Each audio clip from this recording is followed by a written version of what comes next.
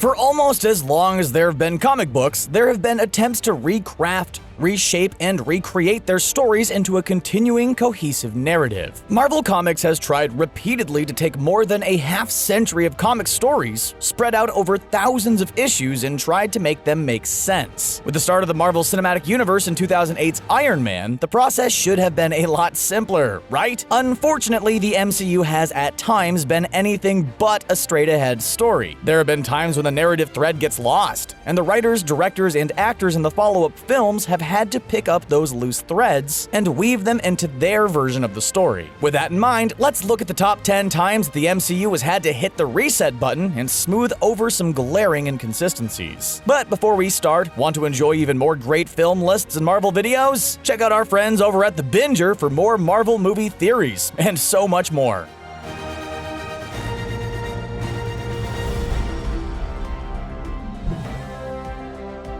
The Infinity Gauntlet is one of the most powerful weapons in the MCU. The gauntlet can hold the Infinity Stones and channel their power. When all 6 stones are placed in their sockets, the wearer can have anything he or she wishes. In Thor, a gauntlet that looks like the galaxy-crushing glove can be seen in Odin's vault. However, in the mid-credits scene in Avengers Age of Ultron, we see Thanos wearing the gauntlet. Also, in Thor Ragnarok, when Hela raids Odin's vault, she dismisses the gauntlet she sees there as fake. Most of the stuff in here is fake. She may have been right, because Thanos showed that he had the real one at the end of Avengers Infinity War. So why did Odin have a fake gauntlet? Did he know it was fake and just not tell anybody? Or did he get taken in by a Loki-level trickster who pawned it off on him as real? For viewers with the keen eyesight of Heimdall peering across the 9 realms, one difference between the gauntlets becomes obvious. The gauntlet in Odin's vault is right-handed, while the one Thanos uses is left-handed. However, this retcon may have created continuity errors of its own, which may require even more retconning in future MCU installments. So it is just like the comics.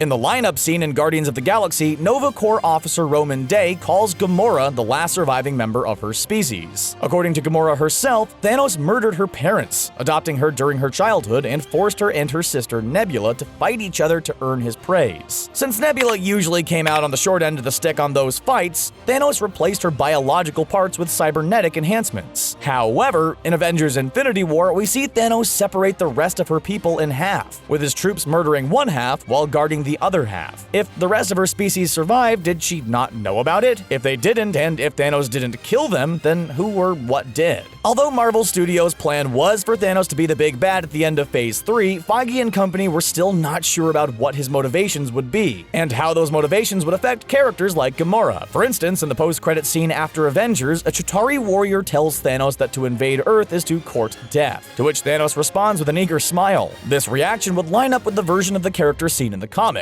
who is in love with the personification of death. However, the MCU version steered the character toward one more interested in seeking balance through population control than one seeking to win the heart of his lady love.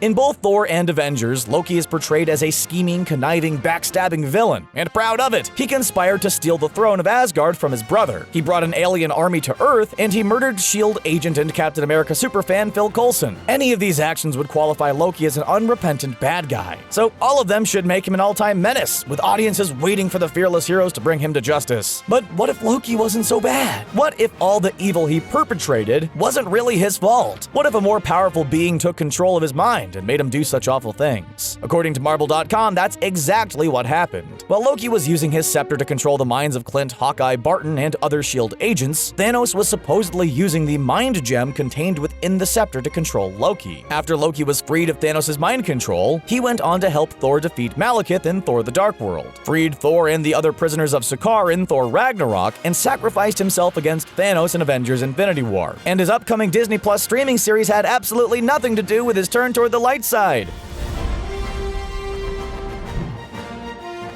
The super spy agency S.H.I.E.L.D. has been at the center of the MCU since its beginnings in Iron Man. I'm Agent Phil Coulson with the Strategic Homeland Intervention Enforcement and Logistics Division. The agency has led the fight against Hydra. In Captain America: The Winter Soldier, Captain America and Black Widow learned that Hydra scientists have infiltrated S.H.I.E.L.D. since just after World War II. The conspiracy included S.H.I.E.L.D. agents, such as Jasper Sitwell and John Garrett. political leaders such as U.S. Senator Stern, and even members of the World Security Council. While the MCU establishes a clear timeline for Hydra's tactics on the big screen, the small screen side of the universe tells a different story. According to a story arc in Season 3 of Agents of S.H.I.E.L.D., the origins of Hydra go back much further than World War II. The group was supposedly founded in the Middle Ages and served an extraterrestrial entity by offering up sacrifices in exchange for power. Does this discrepancy cause an inherent retcon, or does it only matter to the 9 people who still watch Agents of S.H.I.E.L.D.? The world may never know. Speaking of little-seen Easter eggs that leave continuity editors with egg on their faces, Iron Man 3 attempted to introduce one of the comic book hero's most legendary and most problematic nemeses, the Mandarin. In the film, the Mandarin leads the terrorist group the Ten Rings and orchestrates suicide bombings while creating cryptic videos that bait the armored Avenger into action. Iron Man and War Machine later discover that the man behind the Mandarin is an alcoholic British actor named Trevor Slattery. My name's Trevor Slattery. While scientist Aldrich Killian uses his extremist technology to carry out the bombings. In a Marvel one-shot included in the Iron Man 3 DVD, titled All Hail the King, Slattery gets broken out of prison by the Ten Rings, and it's implied gets to meet the real Mandarin. While this presents some interesting opportunities for both the Mandarin character and the Iron Man franchise, it looks unlikely that the MCU will pick up on this story in Phase 4. With both Robert Downey Jr. and Gwyneth Paltrow expected to move on from the franchise after Avengers Endgame, this promising story thread may be left on the cutting room floor. No, sorry. I still don't get it.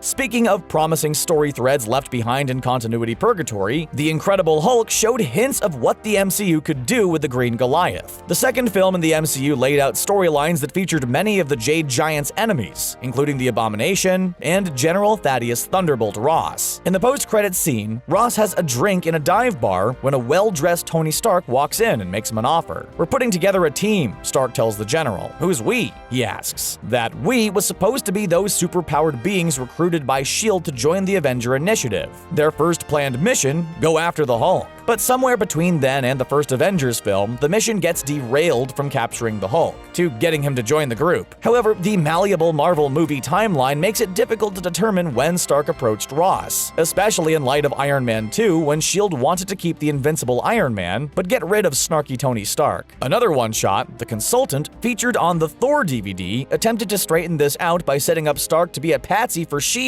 by having him confront the combative Ross.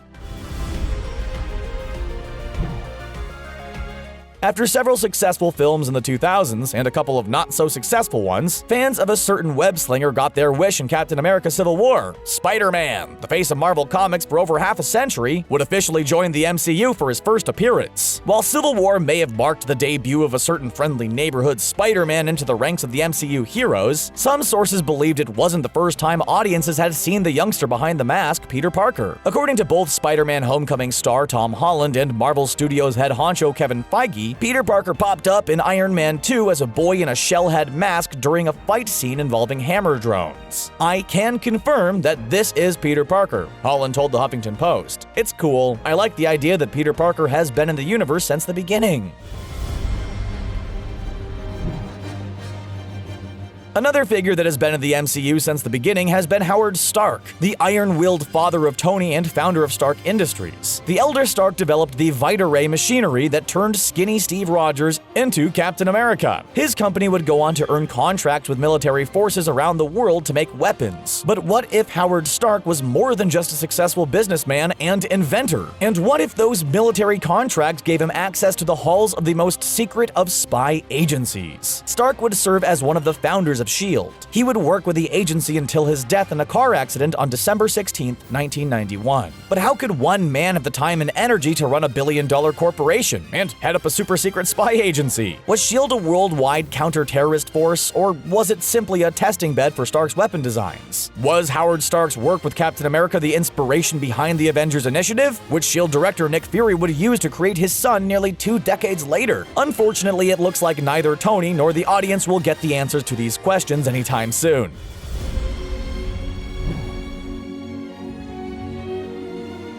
Clint Barton, the S.H.I.E.L.D. agent and avenging archer known as Hawkeye, had been portrayed as a loner, a man with a very particular set of skills. Skills he had acquired over a very long career. Skills that made him a nightmare for people like, well, you remember that movie. Despite his close professional relationship with fellow agent Natasha Romanoff, aka Black Widow, Hawkeye kept a professional distance from both his colleagues at S.H.I.E.L.D. and his fellow Avengers. But somehow, when the Avengers needed a place to regroup after suffering a defeat at the hands of Ultron, Quicksilver, and Scarlet Witch, Hawkeye knew the perfect spot: his family's farmhouse. They could stay with his wife and kids while they formulated a new battle plan. Wait, what? Family? Farmhouse? Wife and kids? Yeah, the battling bowman had a babe, a broad, and a big backyard, all of which he neglected to inform his new teammates about. Black Widow knew. Kids called her Aunt Tasha. Now, whether the family survived the decimation, aka the snap, we'll know for sure when Avengers Endgame opens at the end of April. One of the hallmarks of every MCU film, as well as every Marvel-related film from other studios, has been the cameo appearance by the late, great Stan Lee. I love cameos. Not now, Stan Lee! After all, Stan Lee is responsible for the creation of so many of the characters that have lit up the screens for the last 10 years. What if, instead of just a bunch of fun one-off cameos, Lee's appearances also formed the connective tissue of the entire MCU? What if, instead of actively participating in the heroic deeds of his iconic characters, he simply sat back as an audience member, a viewer, a watcher? A scene in Guardians of the Galaxy Volume 2 showed a space-suited figure with signature gray hair and dark glasses conversing with the giant-headed beings about his previous duties as a mail carrier. Does this mean that Stan Lee was a watcher in disguise, or that he was working for the voyeuristic aliens and reporting back what he saw to his employers? At least now we know one thing: Stan Lee will be watching everything that goes on in the MCU and beyond. And hopefully, he'll be smiling the entire time. Excelsior. Oh, and one last thing. If you like this type of content, you will be sure to love one of our brand new channels, The Binger. Enjoy even more great lists, in-depth video, and fun content. Go over there and let them know we sent you. So, what do you think? Do these retcons get in the way of your enjoyment of the MCU films? Do they need immediate fixes in upcoming movies? Or are they just fun trivia facts to point out to fellow fans? Let us know in the comments. Be sure to like this video, share it with your friends, and subscribe to Screen Rant for more looks inside the MCU.